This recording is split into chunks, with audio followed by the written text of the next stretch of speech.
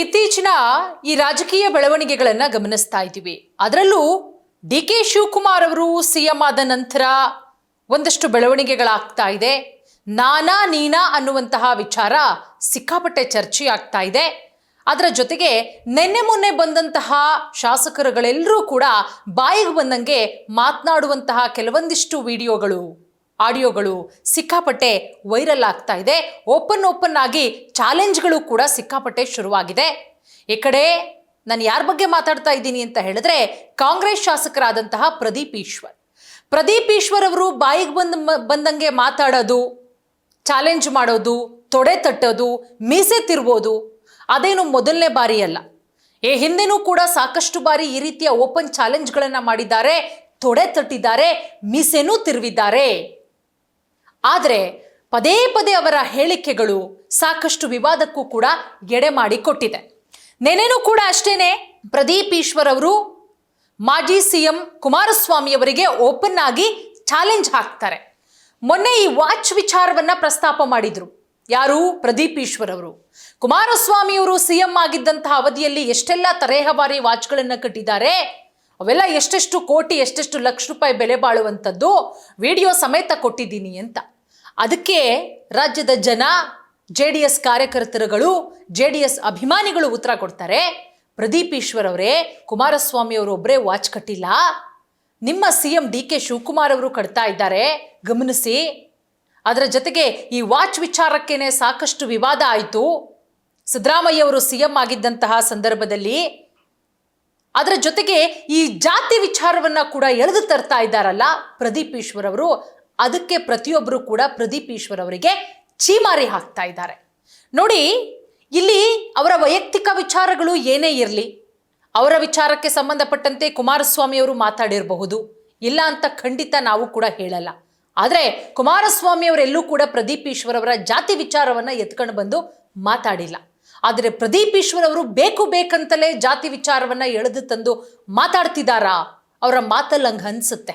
ಅವರು ಮಾತಾಡಿರುವಂತಹ ಪ್ರತಿಯೊಂದು ಕಮೆಂಟ್ಗಳು ನೋಡಿದ್ರು ಕೂಡ ಹಂಗೆ ಅನ್ಸುತ್ತೆ.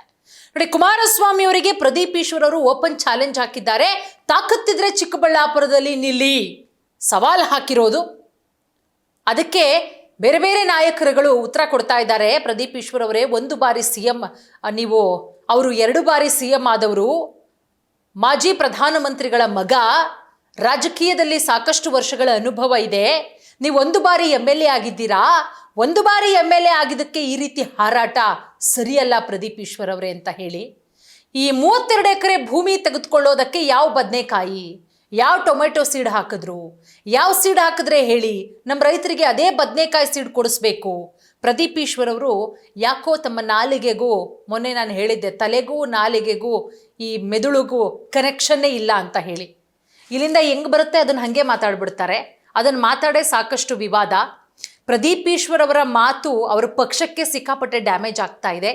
ಈ ರೀತಿಯ ಹೇಳಿಕೆಗಳು ಕೂಡ ಕೇಳಿಬರ್ತಾ ಇದೆ. HD ಕುಮಾರಸ್ವಾಮಿ ಅವರಿಗೆ ಪ್ರದೀಪ್ ಈಶ್ವರ್ ಅವರು ನಿನ್ನೆ ಓಪನ್ ಚಾಲೆಂಜ್ ಹಾಕ್ತಾರೆ.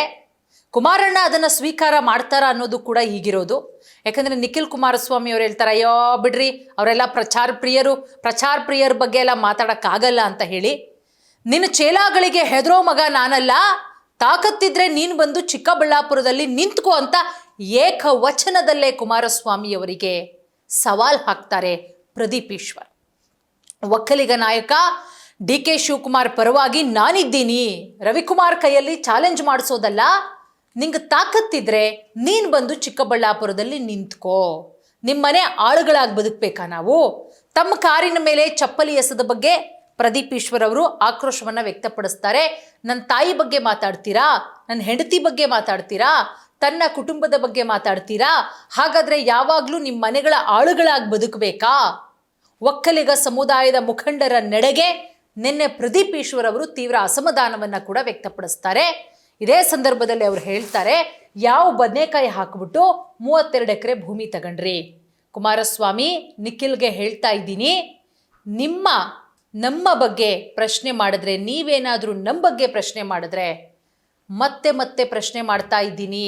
ನಾನು ನಿಮ್ಮ ಬಗ್ಗೆ ಪ್ರಶ್ನೆ ಮಾಡಿದ್ವಿ, 32 ಎಕರೆ ಭೂಮಿ ತೆಗೆದುಕೊಳ್ಳೋದಕ್ಕೆ ಯಾವ ಬದನೆಕಾಯಿ, ಯಾವ ಟೊಮೆಟೊ ಸೀಡ್ ಹಾಕಿದ್ರಿ, ಯಾವ ಸೀಡ್ ಹಾಕಿದ್ರಿ ಹೇಳಿ, ನಮ್ಮ ರೈತರಿಗೂ ಅನುಕೂಲ ಆಗುತ್ತೆ. ಪ್ರದೀಪ್ ಈಶ್ವರ್ ಅವ್ರ ಬಗ್ಗೆ ವ್ಯಂಗ್ಯವಾಡ್ತಾರೆ. OBC ಹುಡುಗನಿಗೆ ಅಪಮಾನ ಮಾಡಿದ್ದೀರಾ, 1000 ಜನ ಚೇಲಾಗಳನ್ನ ಪೇಮೆಂಟ್ ಕೊಟ್ಟು 90 ಹಾಕ್ಸಿ ಕಳಿಸ್ಬಿಟ್ರೆ ನಾನು ಹೆದರ್ತೀವಾ? OBC ಹುಡುಗನಿಗೆ ಅವಮಾನ ಮಾಡಿಸಿದ್ದೀರಿ ಕುಮಾರಣ್ಣ.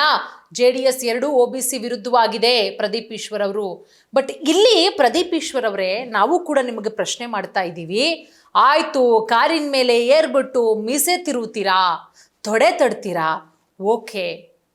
ಕೆಂಪೇಗೌಡರ ದಿನಾಚರಣೆಯ ವೇಳೆ ನಡೆದಂಥ ಹೈಡ್ರಾಮನೇನೆ ಚಿಕ್ಕಬಳ್ಳಾಪುರ ನಗರದ ಕನ್ನಡ ಭವನದ ಕಾರ್ಯಕ್ರಮ ಮುಗಿತಾ ಇದ್ದಂತೆ ಕಾರಿನ ರೂಫ್ ಟಾಪನ್ನ ಏರ್ಬಿಟ್ಟು ಪ್ರದೀಪ್ ಈಶ್ವರ್ ಅವರು, ಏನು ರಾಜಕೀಯ ಎಲ್ಲ ಸಂದರ್ಭದಲ್ಲೂ ಒಂದೇ ರೀತಿ ಇದ್ದು ಬಿಡುತ್ತೆ, ನಾನೇನು ಸಾಯೋವರೆಗೂ MLA ಆಗ್ಬಿಡ್ತೀನಿ, ಮಿನಿಸ್ಟರ್ ಆಗಿದ್ಬಿಡ್ತೀನಿ ನಾನು, CM ಆಗೋ ಲೆವೆಲ್ಗೆ ಮಾತಾಡ್ತಾರೆ ಪ್ರದೀಪ್ ಈಶ್ವರ್ ಅವರು. ಕಾರಿನ ಮೇಲೆ ನಿಂತು ಏನು ಮೀಸೆ ತಿರುವುತ್ತಾರೆ. ಇಲ್ಲಿ ಕುಮಾರಸ್ವಾಮಿ ಕೊಟ್ಟಂಥ ಹೇಳಿಕೆಗೆ ಪ್ರತಿಕ್ರಿಯೆ ಕೊಡೋದು ಖಂಡಿತ ತಪ್ಪಲ್ಲ. ರಾಜಕೀಯದಲ್ಲಿ ಇದೆಲ್ಲವೂ ಸಹಜ. ಆದರೆ ಪ್ರದೀಪ್ ಈಶ್ವರ್ ಅವರ ನಡೆ ಇದೆಯಲ್ಲ, ಇಲ್ಲಿ ಜಾತಿಯನ್ನು ಎಳೆದು ತರ್ತಾರಲ್ಲ ಪ್ರದೀಪ್ ಈಶ್ವರ್ ಅವರು, ಅದು ಬಹಳಷ್ಟು ತಪ್ಪು. ಅದೇ ವಿಚಾರ ಇವತ್ತು ಸೋಷಿಯಲ್ ಮೀಡಿಯಾದಲ್ಲಿ ಚರ್ಚೆ ಆಗ್ತಾ ಇರೋದು. ಪ್ರದೀಪ್ ಈಶ್ವರ್ ಅವರೇ, ಜಾತಿಯನ್ನು ಯಾಕೆ ಎಳೆದು ತಂದ್ರಿ? ಇಲ್ಲಿ ಕುಮಾರಸ್ವಾಮಿ ಅವರು ಏನಾದರೂ ನಿಮ್ಮ ಜಾತಿಯನ್ನು ಪ್ರಶ್ನೆ ಮಾಡಿದ್ರಾ? ನಿಮ್ಮ ತಾಯಿಯನ್ನು ಎಳೆದು ತಂದ್ರಾ? ನಿಮ್ಮ ಹೆಂಡತಿಯನ್ನು ಎಳೆದು ತಂದ್ರಾ? ನೀವು ಆ ಜಾತಿ ಈ ಜಾತಿ ಅಂತ ಮಾತಾಡಿದ್ದೀರಾ? ಇಲ್ಲ. ಬಟ್ ಬೇಕು ಅಂತಲೇ ಗೊಂದಲವನ್ನು ಸೃಷ್ಟಿ ಮಾಡಬೇಕು, ಗೊಂದಲವನ್ನು ಸೃಷ್ಟಿ ಮಾಡಬೇಕು, ಸಮುದಾಯಗಳನ್ನು ಎತ್ತುಕಟ್ಟಬೇಕು ಅಂತ ಮಾಡ್ತಾ ಇರೋದು ಪ್ರದೀಪ್ ಈಶ್ವರ್ ಅವರು ಅನ್ನುವ ಮಾತುಗಳು ಕೂಡ ಕೇಳಿಬರ್ತಾ ಇದೆ. ಈ ವಿಚಾರ ಎಲ್ಲಿಗೆ ಹೋಗಿ ಮುಟ್ಟುತ್ತೆ? ಪ್ರದೀಪ್ ಈಶ್ವರ್ ಅವರ ಓಪನ್ ಚಾಲೆಂಜನ್ನು ಏನು ಏಕವಚನದಲ್ಲಿ ಕುಮಾರಸ್ವಾಮಿಯವರ ಬಗ್ಗೆ ವಾಗ್ದಾಳಿ ನಡೆಸಿದ್ರು, ಅದನ್ನು ಕುಮಾರಸ್ವಾಮಿಯವರು ಸ್ವೀಕರಿಸ್ತಾರಾ? ಇದು ಎಲ್ಲಿಗೆ ಹೋಗಿ ನಿಲ್ಲುತ್ತೆ? ಕಾದು ನೋಡಬೇಕು.